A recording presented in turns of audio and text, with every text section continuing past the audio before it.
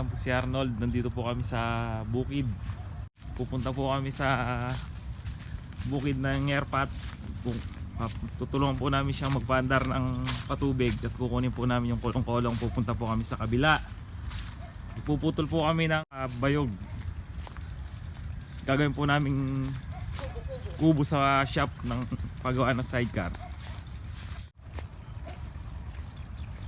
Ito hindi pa po natanim to, inaareglo pa lang po nila. Ayan po yung punla.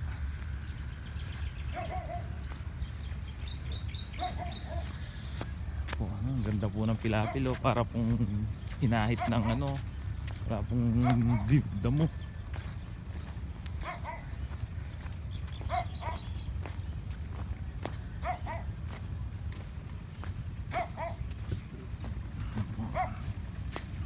Punla, pinaganoan po ng aso. Naglaro po yung aso rito, natumba-tumba yung mga punla.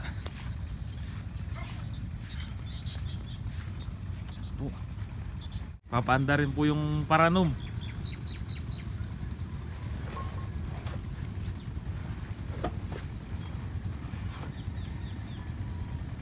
Kalines. Kaya po pinipipil na nila yung ginawa natin pipil sa kabila.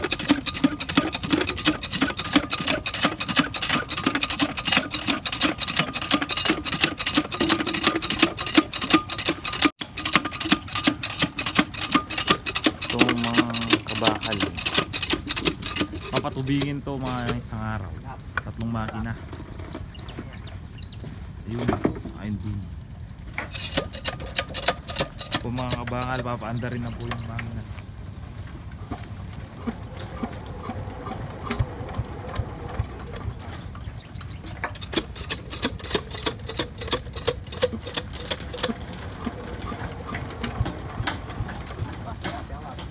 Ayaw pong umandar, di pa po nagalmusal yung nagbubulanti.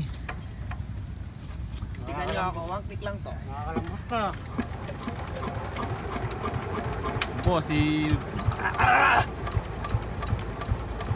bakal, sinikwat niya na pong sinikwat. Di ba kaya natin yan? Kuya ba pa? Niyan nila na nasel. Ano naman yung nasel? Yun, ang galing naman ni Kabakal Arnold. Tapo yung dami niya. Kasarap, amigo.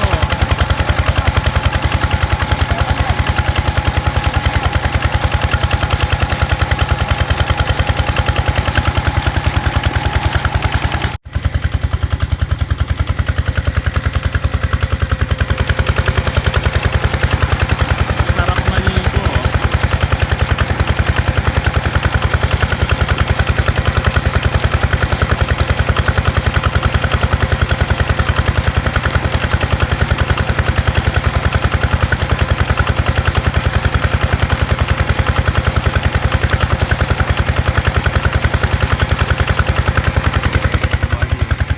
Pupunta na po sa mga pinita. Palay. Galing po natin ito, may sukal, kasi matatabunan po yung mga palay. May talong pa po.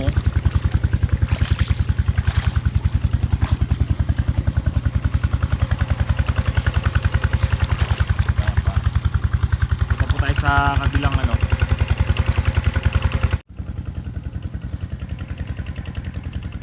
po, yung bagong tanim pala ni Airpat. Ang dami pong kuhol, kinakain po yung mga palay. Ayan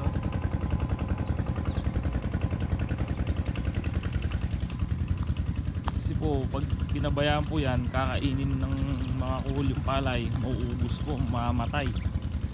Kailangan dapat may spray, pamatay kuhol. Mga kabakal, sarap po na sinag ng araw. Labas ng sa katawan, mga toxic. Ito sila, tayo.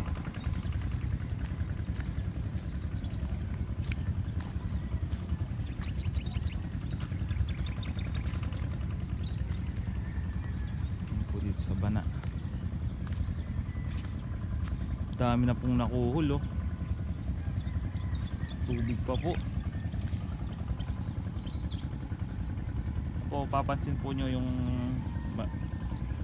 dahon po, medyo konti na lang, nakain na po ng mga puhol. Kumpara po dito sa yun po, yung makapal pa yung pagkakatanim, hindi pa po kinain ng puhol, kapal. Yan po oh. Yan po dito, ayan oh. Ilang araw lang po lakas kumain ng mga kuhol.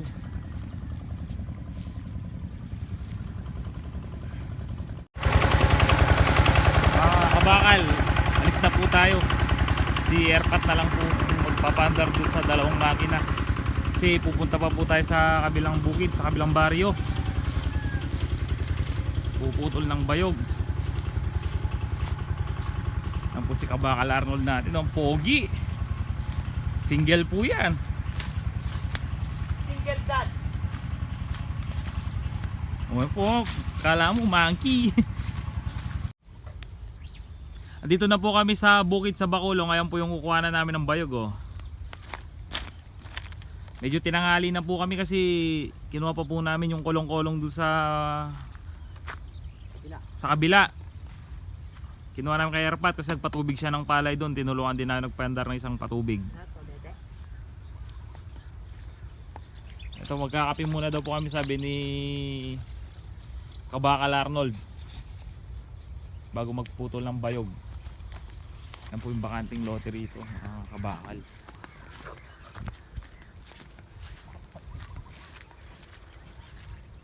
Yan po, nagtumbahan po yung mga puno nung bagyong Ulysses. Yan po, dati po malilim dito.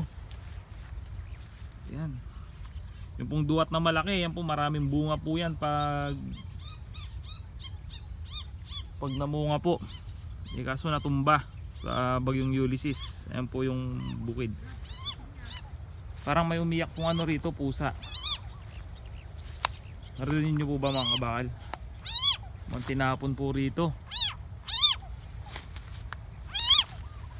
Nasaan?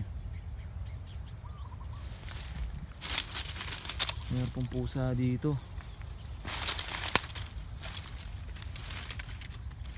Hindi po makita. Ayun, tumakbo.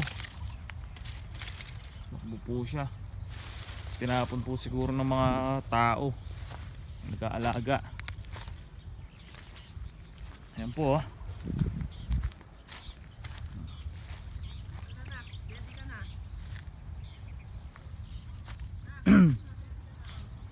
Po yung palay nung pinsan ko. Ayan po, gandun. Yung sa amin naman po yun dun, banda dun, gawi dun, 1 hektarya. Ayun po yung nagtatrabaho namin sa bukid, nagdadamo po. Dito po pala siya. Ayun po si Kabakal Arnold. Tawagan lang po natin yung yung nagdadamo ng palay. Ayun po. Kene, kape! Kape! Ayan po siya. Wawa naman po. Nagdadamo siya rito sa ano. Kasi medyo may damo po yung palay, kaya para maganda pong tignan, pinapadamo po.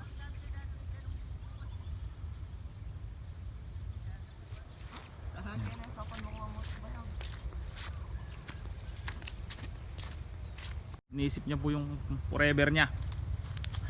Oh, ayan po, galing po niya. Ayan po, umakyat po siya sa bayog. Tingnan mo yung yung maganda. Parang ano lang yan, tingnan sa maganda. Pag hahanap ka ng maganda, iiwan ka rin yan. Hugot ka pa eh.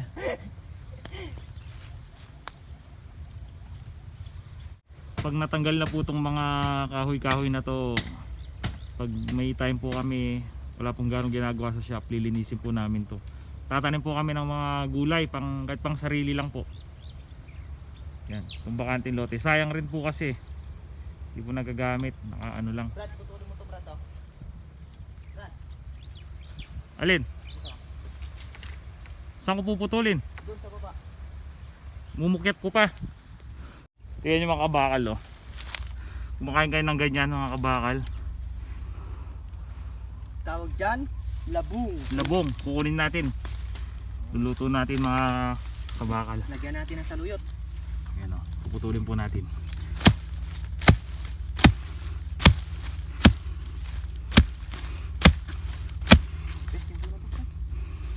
Hawakan mo lang to, video mo. Sarap yan. Lalo kung may saluyot. Pagkain Pilipino. Yun.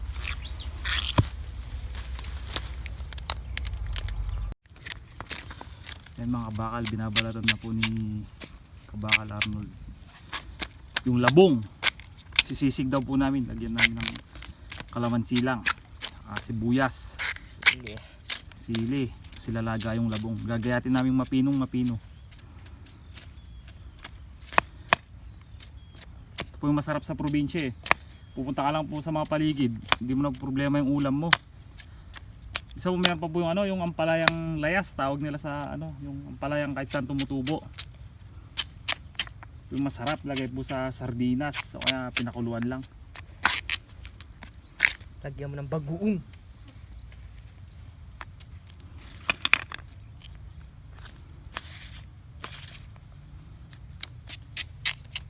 Doon sa inyo walang labong, dagdagin natin.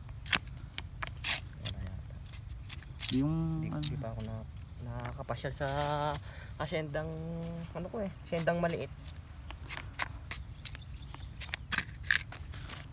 doon sa likod ng bahay nyo. Ayan po. Ayan po yung mga naputol namin mga bayog. Ayun pa po isa oh. Meron pa po doon. Pinuputol na po namin para hindi po masyadong mahaba sa daan. Baka may makasabit pa po tayo ng mga kapwa motorista natin. Kaya pinuputol po namin. Ayan po isa. Naikarga na po. Sarap po sa bukid oh. Fresh po yung hangin. Tahimik.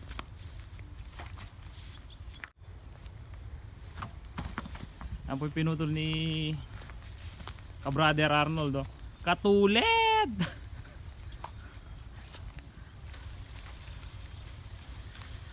Pagkatapos po nito, uwi na po kami.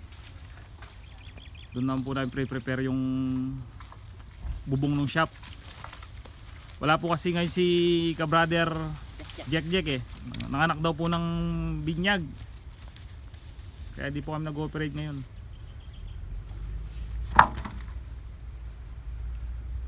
Sa Lunes pa po yung pasok niya.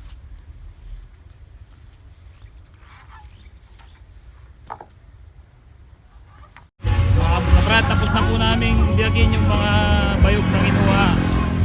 Ito nililinis na po, tinatanggal namin yung salingsing niya. Tawag salingsing.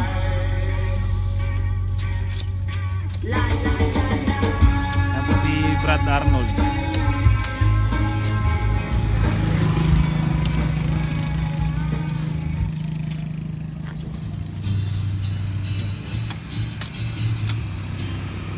Pagbububong po namin dito yung rubber lang po para hindi mainit. Ayan po yung rubber. Rubber lang po pag tsaka mas mura po to. Ayan po yung bike stand na ginagawa namin.